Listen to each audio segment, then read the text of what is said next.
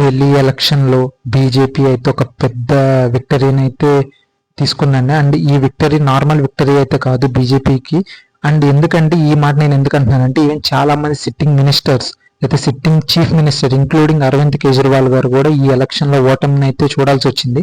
And బీజేపీకి పర్సనల్గా అంటే పార్టీ వైజ్ కూడా చూస్తే సుమారు 27 సంవత్సరాల తర్వాత ఆ పార్టీ మళ్ళీ ఢిల్లీలో అధికారాన్ని చేజిక్కించుకోగలిగింది. ఎందుకంటే 1998లో చివరిసారిగా సుష్మా స్వరాజ్ గారు బీజేపీ పార్టీ తరఫున ఢిల్లీలో చీఫ్ మినిస్టర్ కింద చేశారు. ఆ తర్వాత కాంగ్రెస్ పార్టీ నుంచి షీలా దీక్షిత్ గారు, ఆ తర్వాత అరవింద్ కేజ్రీవాల్ గారు, మళ్ళీ తర్వాత ఒక సంవత్సరం పాటు ప్రెసిడెంట్ రూల్ వచ్చింది.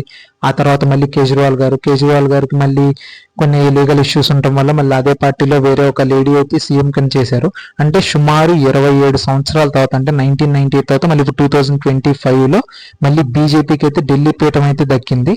అండ్ ఈ విక్టరీ పెద్దది అని అనుకోవడంతో పాటు ఒక రెస్పాన్సిబిలిటీ కూడా వచ్చిందని అయితే నేనైతే అనుకుంటున్నాను. ఎందుకంటే లాస్ట్ 10-15 ఇయర్స్ కనుక చూస్తే అక్కడ ఆమ్ ఆద్మీ కింద ఇక్కడ ఆమ్ ఆద్మీ పార్టీ ఉంటాం, అక్కడ ఎన్డీఏ కానీ బీజేపీ కానీ రూలింగ్లో ఉంటాం. కొన్ని చాలా ఇష్యూస్లో ఫ్రిక్షన్ అయితే వచ్చింది.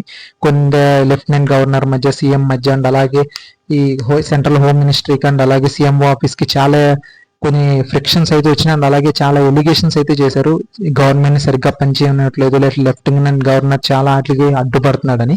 కనీసం ఇప్పటి నుంచైనా ఆ ఫ్రిక్షన్ ఏదీ లేకుండా మన ఢిల్లీని నిజంగా డెవలప్మెంటల్ సైడ్ ముందుకు తీసుకెళ్లాలని నేను కోరుకుంటున్నా. అండ్ అలాగే బీజేపీ చాలా మేనిఫెస్టోలో చాలా ఈ స్కీమ్స్ అయితే ప్రవేశపెట్టారు, సో లేకపోతే హామీలు ఇచ్చారు. బట్ అవన్నీ పక్కన పెడితే ముఖ్యంగా నాకు తెలిసి నన్ను అడిగితే నేను బీజేపీ ఇప్పుడు అంటే కేంద్రంలో ఇప్పుడు ఢిల్లీలో రెండిట్లో సేమ్ గవర్నమెంట్ ఉంది కాబట్టి ముఖ్యంగా ఎయిర్ పొల్యూషన్ అండ్ అలాగే యమునా రివర్ ని క్లీన్ చేసే ఇష్యూలో మట్టికి పెద్ద ఫోకస్ పెట్టాలి. ఎందుకంటే మన ఇండియా క్యాపిటల్లో ఇట్లాంటి యొక్క డ్రైనేజ్ సిస్టమ్ కానీ లేకపోతే ఎయిర్ పొల్యూషన్ కానీ ఇట్లాంటి వరస్ట్ కండిషన్లో కనుకుంటే మన ఇండియా గురించి బయట ఒక బ్యాడ్ మెసేజ్ అయితే వెళ్తుంది. కనీసం ఇప్పటి నుంచైనా సరే ఇప్పుడు ఈ యొక్క విక్టరీతో అండ్ అలాగే ఈ యొక్క బిగ్ రెస్పాన్సిబిలిటీతో మన ఢిల్లీని నిజంగా 140 కోట్ల మంది క్యాపిటల్ అని గర్వంగా చెప్పుకోదగ్గ ప్లేస్లో పెడతారు. ఆ రకంగానే దాన్ని ముందుకు తీసుకెళ్తానని అయితే నేనైతే ఆశిస్తున్నాను.